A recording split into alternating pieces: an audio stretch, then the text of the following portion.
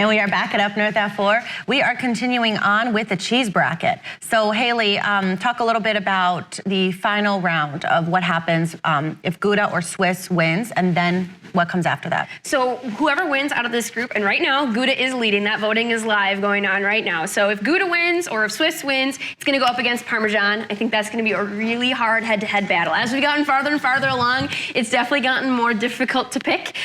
So when we had those first 8, I picked some more unique cheeses, but the ones that people are more familiar with are definitely the ones that won. And then at the end, that's the next big cheese, and it's kind of just bragging rights. It's fun to see what everyone's favorite was. Last year, they had cheese curds on the bracket. Oh, cheese curds took it by storm. Oh, wow. Yep. So this year we took cheese curds off. So cheese curds, like the plain ones or the smoked cheese curds? See, that's where I was like, oh, I feel like it's really complicated because there's so many. You could get a cheddar cheese curd or a Havarti cheese curd or the white cheese curd or yellow cheese curd. Yeah. Like, which one are you picking? So we just took them off the bracket this year, and we went more for some artisan-style cheeses. So I like the Gouda the best, I'd say. You mentioned some factoids about the Gouda, but tell us a little bit more about it. So Gouda is going to be a more sweeter, creamier cheese, and it also comes in a much bigger range than Swiss does. You could have a young, springy Gouda, or you could have something a little more aged and crystalline, which is going to have a stronger flavor.